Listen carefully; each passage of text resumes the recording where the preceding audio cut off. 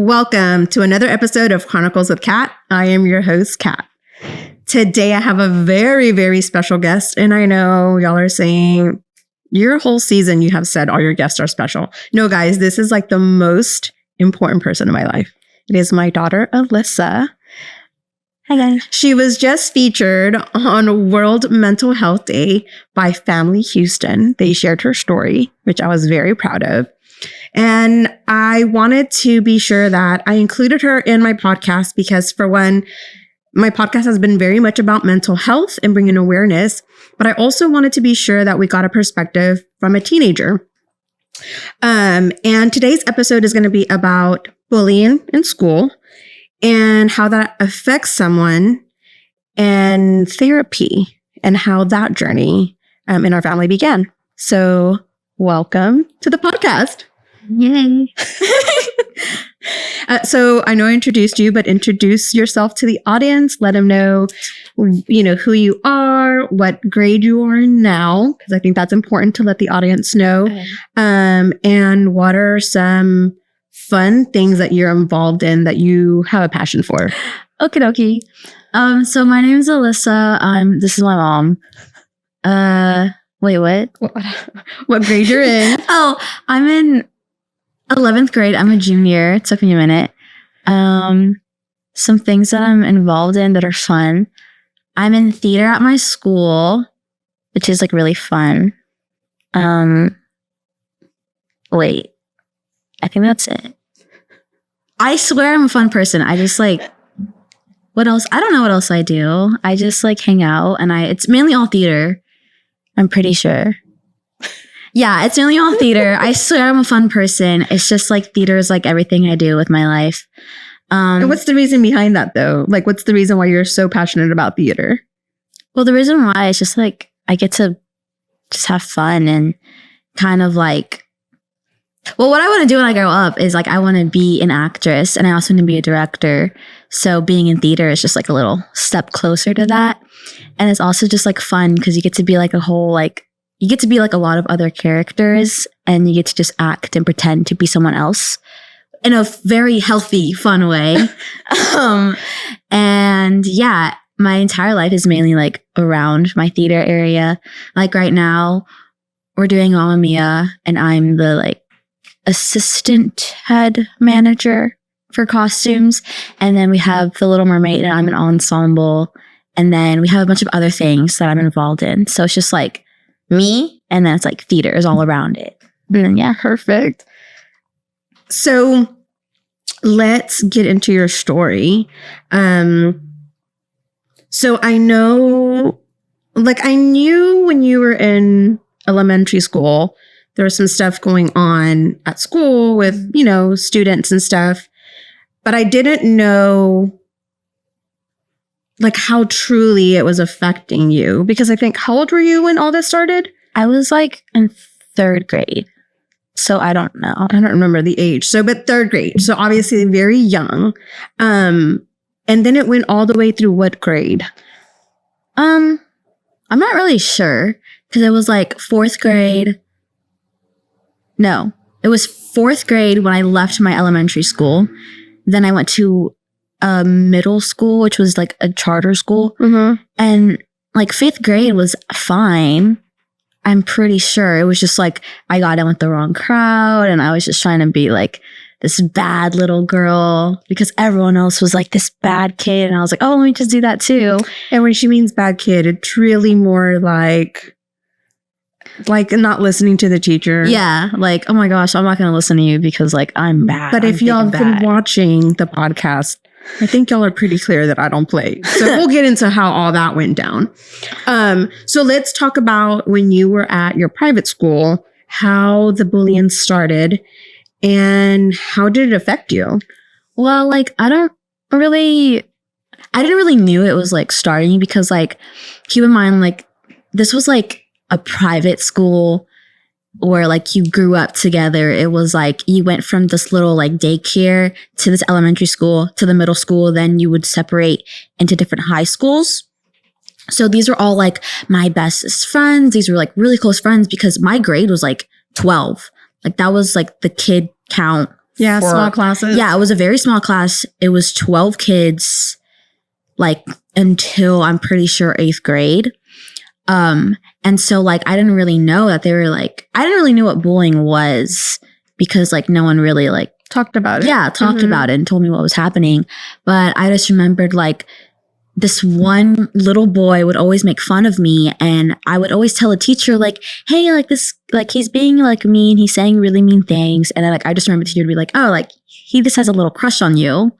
Like he just has a little crush on you. Sweeping it under the rug, basically. Yeah, like, oh, it's fine. But which like I do get, right? Because that is like what they say, right? When little boys are pulling the hair of the little girl or teasing the little girls, like because they supposedly like you. Yeah. But I think this was different.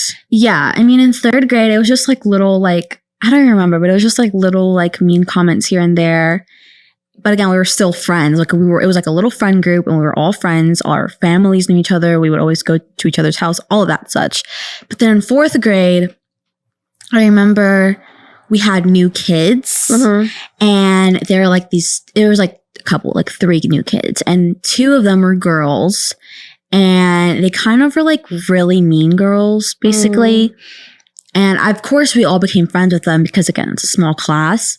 And then like slowly they would start like saying mean things, and then they would like make my friends or like my closest best friends say mean things about me. And then like near the end of the school year, like everyone was just like hating on me, did not like me, and they would say really mean things. And I would tell teachers. Like I would always tell someone, I would always like say, hey, like so-and-so like said this about me, so-and-so said that about me. But the teachers never really believed me. Which I don't get why they didn't believe me, because like I didn't do anything. Yeah, and I think the straw that broke the camel's back for me was, and I hope you're okay that I'm going to share the comment that was made. So this little boy made a comment about wanting to unlive my kid, is how I'm going to say it. And we're in 4th grade. And around this time, you were seeing a lot of things in the news about, you know, kids committing suicide and because of the bullying. And, you know, Alyssa's always been really good about, like, she just talks to me and like tells me stuff, like whether she thinks I shouldn't tell my parent this and hide it, or whether she thinks it's no big deal. She told me this. I think it was a Friday when she told me this, because I made the call to the teacher. Again, it was a small school, so we had a lot of access to teachers and stuff. And, you know, I asked the teacher, like, this comment was made. Like, they literally wanted to take my daughter's life. Like, this is the comment. Why? That's basically what he said. He wanted to take my life. He just wanted me to not be alive. Okay, that's what it was. And so basically I remember it because we were in music class, and during that time my music teacher was like one of my favorite teachers. He was really close to me. I would always talk to him like after school, because there was like an after school daycare, and I would just always go to his class and play the piano or talk to him about anything. And I remember because this kid, he was an Ollie student. He wanted to be the best. He, you know, was like the star kid, and if he wasn't on top, then, you know, he gets mad and he starts saying things. And so I got like something right in that class. We were like doing a little like, was it flute or whatever? And I got like a note right. And I was like, oh my gosh, you know, and like the teacher was like praising me for it. And then he was just like, I just wish like she wasn't alive, and kept on saying that to people. I didn't hear it, but one of my other like close friends was like, hey, like this person said this about you. And I had to like act like it didn't affect me. I'm like, oh, like that's whatever. Like, he's just jealous that I got something right.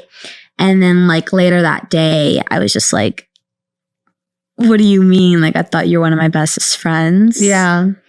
And we may be remembering both correctly, but I remember like being I was livid.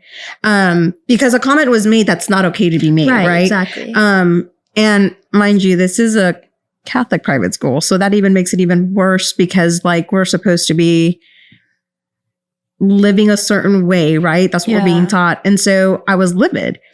What the school didn't know is I had contacts with the office of the superintendents for all Catholic schools. So when I brought it to the teacher's attention, she kind of just blew it under the rug. They're just kids. And I made it a point to say, I don't care if they're just kids. Like, does his parent know? Like, does his parent know like what's being said? And like, because again, we were good, we were good friends. Really close. And you know, when your dad found out, like, oh God, it was bad. Yeah. Honestly, I wanted him to come to the school in his uniform, but that didn't happen. And so we sat down with like the different deans at the school. And because technically we could have pressed charges, her dad did a deep dive on like what can be done, because we had heard that the school really wasn't doing anything about the bullying that I started hearing about once I started talking to other parents and doing my own little research. And so when we met with the school and they were like, nothing was going to be done. Yeah. I went to the superintendent. And that's when I think it was made a bigger deal, like, this needs to be handled better moving forward. But that was it. That was like the last straw. And I was like, I'm moving her out of another school. Where we thought, right, was going to be great. 5th grade was good. Yeah. And then what happened in middle school? Okay. So in 6th grade, I'm trying to remember. 6th grade is when COVID happened. Yes. So half of the year was all fine and dandy, I'm pretty sure. It was because like nothing really like extreme happened, but it was like in 5th grade, it was like everyone's first year knowing each other. Everyone wanted to be like in the popular group, even though there wasn't a popular group. And so I like just got out of a popular group because my mom does not play. I wasn't a bad kid, but I was trying to act like this really big, bad, like adult when I wasn't. And so I went from being the popular group to like being in like a small little group, and nothing really happened in 6th grade because of COVID. Of COVID. And then 7th grade, it was like I was half online, and then the other half of the school year I was in person. And again, nothing really crazy happened because, you know, there was a way smaller group of kids in person. I'm trying to remember. I mean, there wasn't really bullying. It all went down in 8th grade. So I think in 7th grade, I think you're not remembering. I may not remember. You're not. So there was a little girl, and I say little because she was little when we met her. Ended up going to the same middle school as Alyssa. So oh my gosh! So she left. So she left the private school as well, and then ended up going to the same school. We didn't know it was a fluke. Yeah. And I really don't know what. I remember now. Thank you for your welcome. Okay, so basically in 7th grade, me and my now close childhood guy best friend became really, really close in 7th grade because, you know, like stuff happened in the past in 6th and 5th grade and yada, yada, yada. And then, I don't know what the yada, yada, yada means, guys. Like, we may be having a conversation after the podcast. Continue. And so like, I really opened up to him in 7th grade. We both got really close. Like, we just really were there for each other at times. It was both hard for both of us because we were both going through like mental stuff, and we were just there for each other. And I really opened up to him, and he was really like the only person I ever opened up to since like elementary school. And I told him about like what happened in elementary school, and I told him about this one girl that was from my elementary school and how like she used to bully me and how she used to like just not be a good person. And one day I wasn't there because I don't remember. I just wasn't at school. And I remember I was about to go in the shower at my dad's house. And keep in mind, like I told like this guy like everything. Yeah. Like you were very open with like everything you've gone to, like the mental, you know, your mental health. And I have severe like trust issues. So the fact that I told him everything says like you really trusted him. Yeah. And so I get a call from one of my old friends, and she was like, hey, like, I don't know how to tell you this, but I just saw like so-and-so and, you know, your guy best friend like talking at school, and they were talking about you. And that's all she said because that's all she knew and that's all she saw. And I tried to, you know, I was like, oh, okay, like that's whatever. Like that, I'll talk to him later. And that day I was just like bawling my eyes out, crying, because I was like, I don't know what he said. I don't know what she said. Like the anxiety. Yeah. And then it was like in the past, like she's made me lose friends. And I was like, I cannot lose this friend. Like he's one of my closest friends ever. Like this cannot happen. And I remember like the next day I had to still go to school. Yeah. And I was with my dad. And so I literally like one of my old friend, really close friend. I remember telling her, and I remember walking into school trying to just not cry because I was just so scared that the anxiety. Yeah, I was just so like, oh my gosh, like he knows, she knows. And so I remember walking into school and I like go into my classroom and then I just see him and he's just acting like nothing happened. And I remember I could not hold it anymore and I started crying and I ran to the restroom and no one knew what was happening except for like one of my close friends who told me what happened or called me. And so then she runs to the restroom, she hugs me. She's like, okay, just like breathe. It's okay. So then we go to, oh my gosh, sorry. No, it's okay. And so then we go to my classroom. And I remember like all of my like guy friends were like blocking the entryway from my like door for him not to come in. He was really worried about me. He was like, what's going on with Alyssa? Yeah. Like, what's going on? And I was just like trying to be calm and like not like show any emotions because this is at school. And you know, he still comes in. He's like, what's wrong? Are you okay? And I was like, I don't want to talk to you. Like, I'm about to cry again. He's like, what's going on? Anyways, and so that night, I decided to like FaceTime call him and I just told him what happened. He was like, I'm so sorry. Like, we were not talking about you. Yeah, she brought you up, but like, I didn't say anything about you. I told her to stop talking about you. And we were just talking about like, he was like, we were just talking about the test, I swear. And so then like, I think that was like my first ever, like, not confrontation, but it was just like my first, like our first actual, like, okay, this is what, like something happened and we talked about it and then we got through it. But that scared me because it was like, yeah, but I think there's a connection there because you had your bullier, if that's the word, was a boy. Yeah. Right. And then here you are finally finding a close friend who happens to be a male as well. Yeah. And then this happens. And I feel like maybe without even knowing, you were thinking, oh my God, am I going to go through this again? Type of thing. Kind of.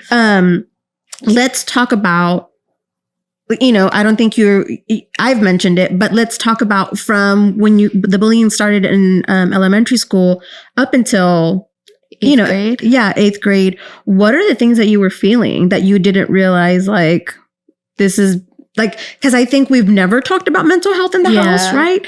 And I think it was until you were going through what you were going through that we were like, oh, yeah, you know, so like, let's talk about that. Like, what were you feeling, you know, or did you even understand what you were feeling? I was just like, ever since I was like in 3rd and 4th grade, I would just feel like I was like alone because all of these people were grouped up making fun of me.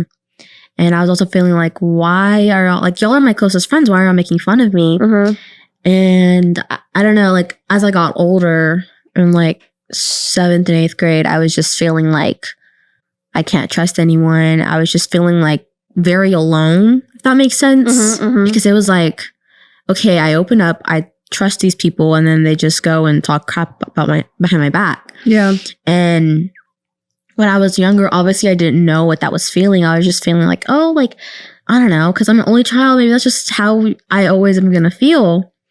And did you feel sad a lot? I didn't really, I mean, in 4th grade, I didn't know what that meant.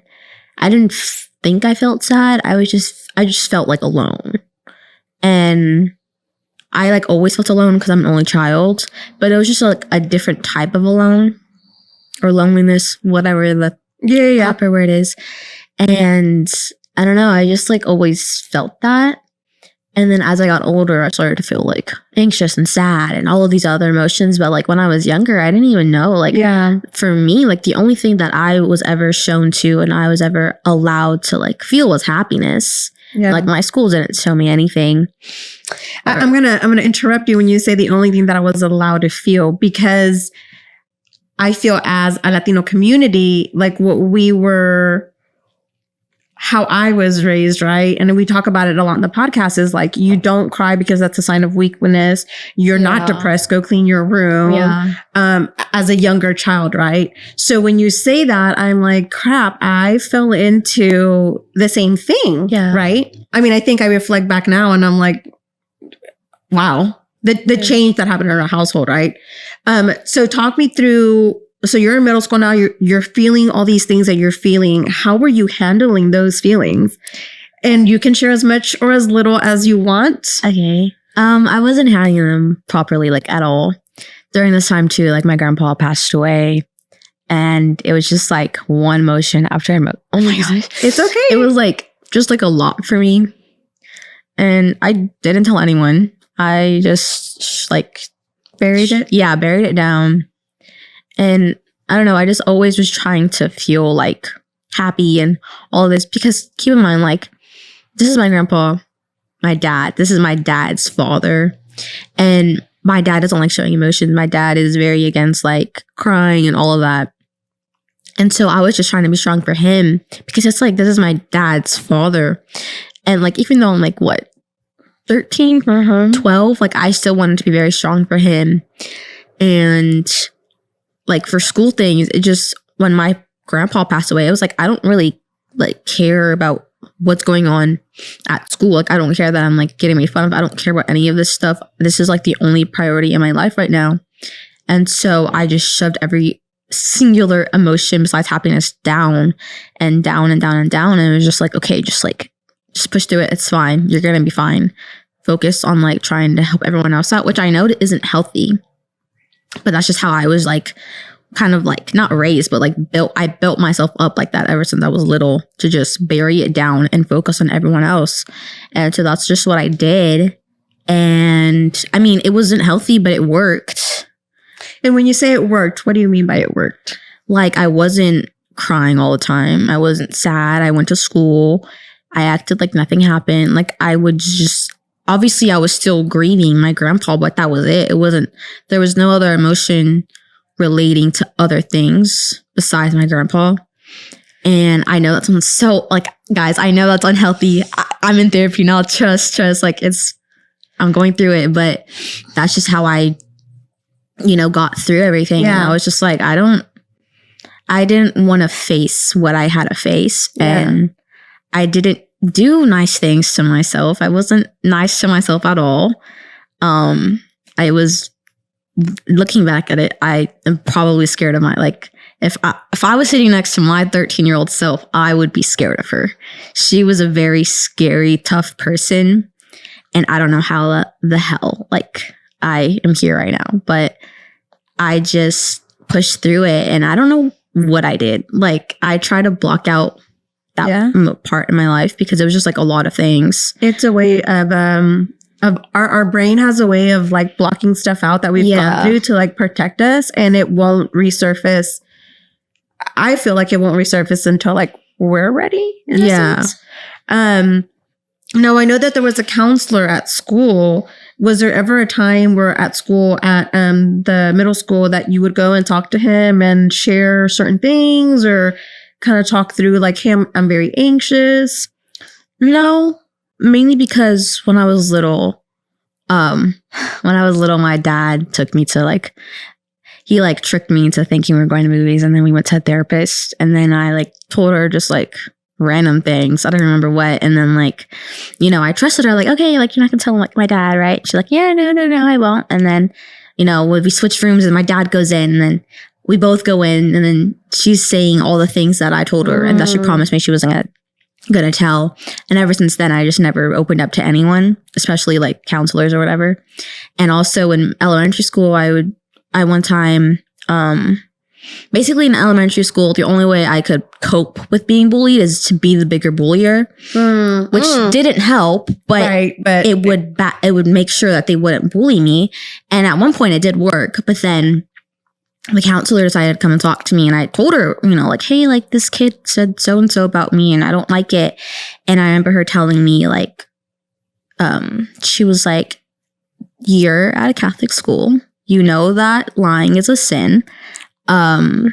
She was like, I'm trying to remember. She was like, so and so, these 3 girls told me what you said about them, and you need to stop lying and making up these stories because you are not a good person. And she was just saying all these things. And ever since then, I just never opened up to anyone. I never told you this. If y'all see my face, I am fuming because I think I know who the counselor was. And I already had to put her in her place a few times. Again, I'm very much the type of person, like, I'm very type A, and I'm very like, I'm going to follow up. If you tell me you're going to do something in X amount of days, I will, on that last day, I'm going to follow up. If you mess with my kid, you're messing with like the bear's den. Yeah. Like I've always told Alyssa, like, I will fight for you regardless, but you have to let me know. Like, if you did anything on your end, I don't care. You have to tell me, because the worst thing I think for a parent is to go in full force. They're ready to like protect their kid. And then they're like, well, did you know that your kid also did X, Y, and Z? And I don't want to be like, no, I want to be like, actually, yes, I do already know, but we're still going to address this. I mean, because I think, but I also feel like, I don't know if a lot of kids are like, I feel like our relationship very much Gilmore Girls. Like, if you watch the Gilmore Girls, we're very much Lorelai and Rory. And I've always wanted that. I've always wanted to have that safe space. Maybe it wasn't always like that with us from the beginning. But yeah, so if you see my face right now that she's telling the story, I'm like, this, I want to punch her in the face right now. God bless her wherever she's at. But yeah, so like, I don't know if you've gotten the glimpse that she's telling the story. I'm just like making these faces. Anyway, as you can tell, she didn't tell me. Continue. Anyways, and so ever since then, I just didn't really, I don't know, I didn't really like the whole like counselor therapy thing, because from my entire childhood, like therapists or counselors just never ended well for me. And so, I mean, I knew the counselor at my middle school because he was helping my guy best friend, and he was very chill. He was very nice. Yeah. I don't know. I just didn't have any like need. Any need to just go and talk to someone else about my feelings. Because my thing was, why should I tell someone else about how I'm feeling when they're also feeling bad? Someone else always has it worse than I do, and that's just what I grew up with. I mean, yeah, it's very true. And I think that's one of my things that I've had to learn too. Like, I may be thinking I'm going through the trenches, but someone else could be going through so much more. And I just remember like that just was always on my mind until like 9th grade. And so I didn't really like open up to anyone except for like, actually no one. Besides, and I think it was until in 9th grade. Yeah. It might have been toward the end of 8th grade. Well, we had that whole thing with like, I had a therapist in, I think, 8th grade.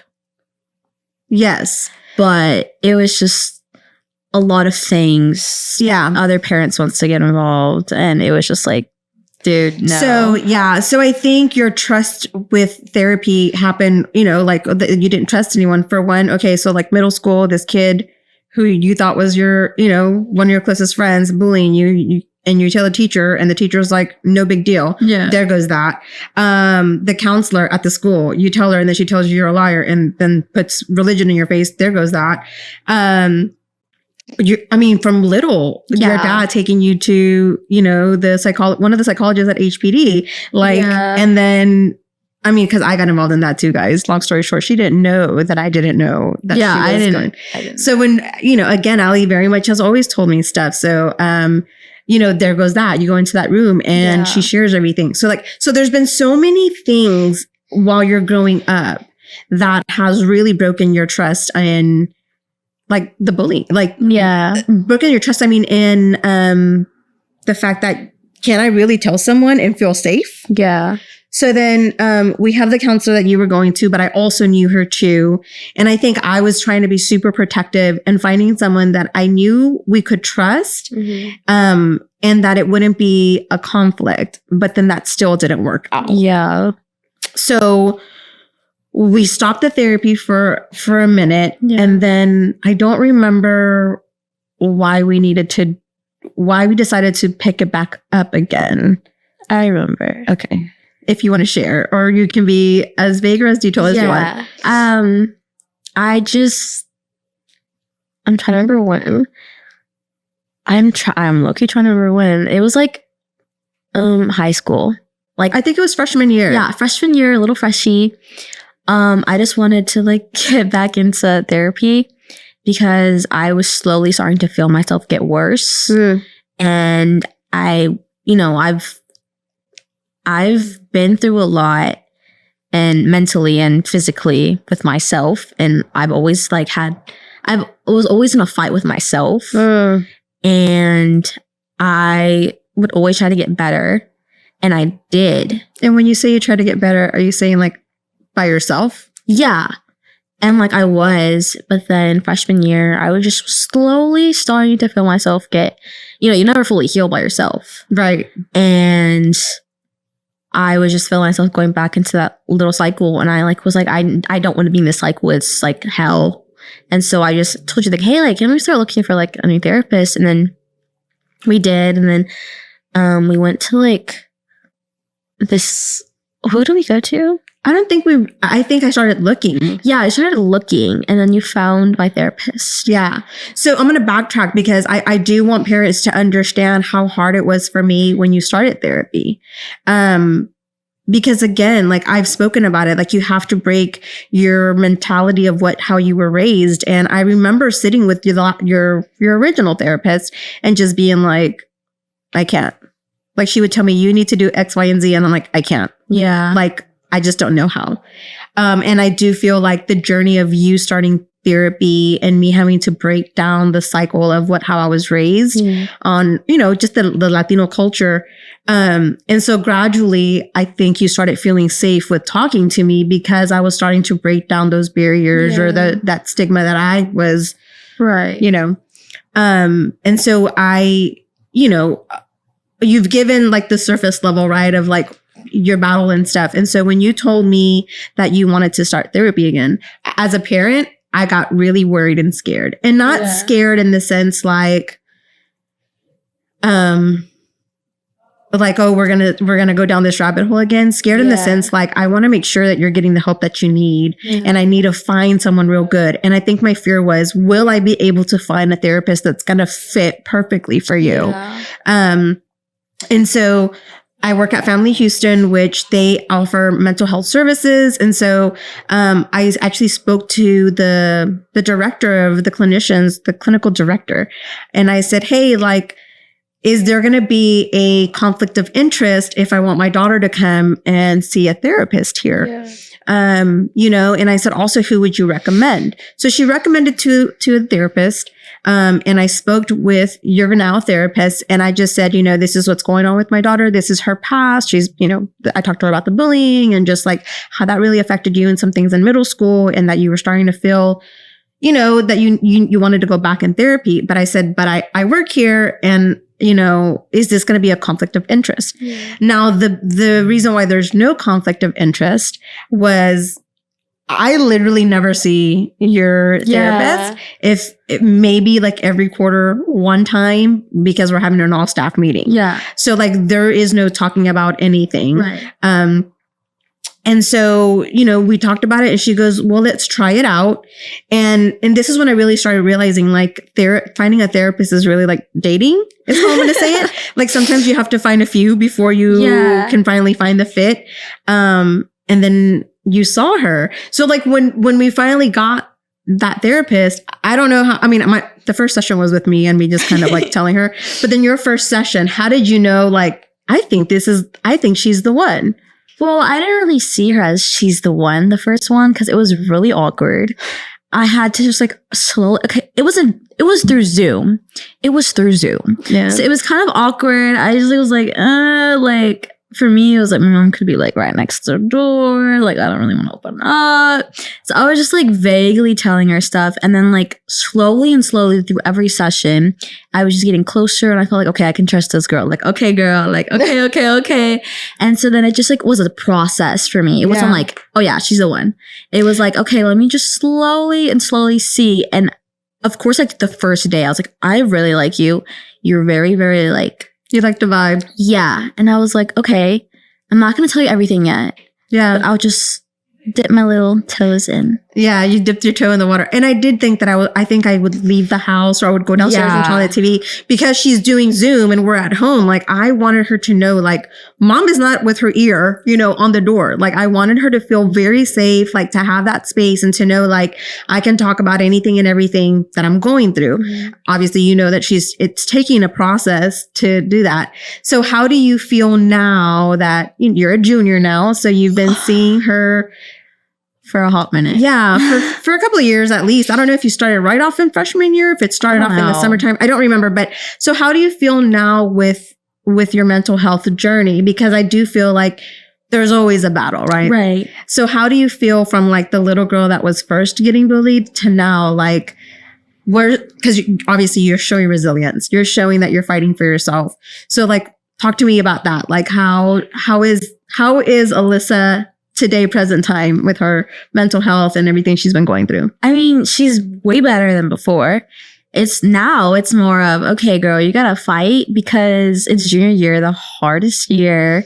You have to worry about college, SAT, have all A's, AP, DE. I'm just like, okay, that's a whole thing. My entire like mentality right now is just like, I'm trying to, I've been working on this with my therapist, is trying to like safely do something, or not safely, like trying to just take care of my mental health without like trying to destroy my like grades and all of that. But I've definitely gotten way better than like before. And I'm sure she's giving you like coping mechanisms, like when anxiety is going through the roof and whatnot, and like what's going to help you. So do you feel like therapy has helped you? Yeah, 110%. Like, it's helped me so much. I've been through a lot, and I'm like, even now, like, I'm opening up to her that happened like years and years ago, and she's like, wait, like, what? Like, I did not know this happened. And I was like, yeah, like, I also go through this moment where I still like hold things in, and then I explode and I tell her everything. She's like, girl, we never talked about this, and this happened when you were like in 4th grade. And she's helped me through a lot. Like, she's helped me with like breakups and like other relationship stuff. She's helped me through life, and not only like my mental health, like with everything, my relationship with like family members and my relationship with people. And so, like, I really enjoy therapy. I talk about it, like, not openly, but I tell people like, oh yeah, like my therapist X, Y, and Z. Like, I'm not afraid to tell people that I'm in therapy. Like, I tell like my friends, my significant others, like I tell them like, yeah, I'm in therapy. Like, oh, I'm in therapy. And they're like very open to it, because like only one of my friends, Berkeley, I love her so much. I think she's the only one besides my guy best friend that I've told like everything. And she's very like, she knows my whole story. And so when I tell her about like therapy, she's very happy about it, because she also wants to be a therapist. So shout out to Berkeley. We love you, B. We love you, B, and your whole family. And so, and my girl best friend Noemi, she knows everything too. Yeah. But, other than that, like I like tell people like I'm in therapy, like I'm getting help, but I don't tell everyone my whole story, because I've learned my lesson throughout years. So if there was another teen from a 3rd grader to a junior now that has bad anxiety or was severely bullied and held stuff in, what is the advice that you would give them? That's hard. I think, I don't know. I would just say always tell someone, whether it's an adult or a friend. Even if you can't like trust your parents, just like tell someone. And don't harm yourself at all. It's not worth it. You have like, there's a whole wider, brighter like life ahead of you. And you may like, feel like you're stuck in that you're in a really deep hole, but I can assure you that you will get out of it. And just like to keep on pushing, and like just always find people in your life that you can trust, and just tell them, because you may think that like no one loves you, but in reality there's a lot of people that love you and care for you, and their world would probably end if you weren't in their life. And so just be very gentle with yourself and take care of yourself, because you will most likely 100,000% regret it in the future, and just to get help. And that help can be like calling someone or just telling someone. It doesn't matter who, but you're going to regret doing what you think that is right when it's not. And just, find people in your life that you can trust and that can help you and that will pick you up when you need to. I'm so proud of you. I know we don't really talk about it. She's the type that I'm like, I'm so proud of you. She's like, whatever. And like, she's very much I swear I birthed my sister's kid because my sister is like, she sees anyone crying. She's like, oh, this is awkward. Oh, that's me. And she's very much that way. But I want you to know, I'm so proud of you. I am proud of that little girl from elementary school to now, to like speaking up and telling me that you needed to be, in counseling, to knowing your worth and knowing that you will overcome everything that you have felt or begin to feel. And just know that I will always have your back. I will always support you. And mommy stays ready to fight whoever, literally. I want my audience to know who's watching, middle school. Well, obviously we know elementary school, but middle school and high school can get messy. And we have mean girls and mean boys. I think we have just meanness. Find kindness. Really evaluate yourself if you are the mean person. And just know that there are some really important people in your life that you should value and trust, and that you can reach out to whenever you need help. Also, mental health is super important. If you are going through anything or you feel like, you just don't know how to live in this world anymore, that there is help. There are therapists that are very, very trusting and that will make you have a safe space so you can speak. And if you don't have anyone that you can speak to, or if you don't have anyone that you feel safe to, I'm pretty sure my daughter would be willing to hear your story, talk to you. But also I am here too as well. Whether you're a parent that I think parents are go through it themselves, or they see that their child is struggling, or whether you're a teenager that's watching this or a young adult, there is help. You matter. You matter to people in this world, and you're very loved and worthy. Thank you again for sharing your story. Thank you to my audience for always sticking around and watching everything. Until next season. Bye.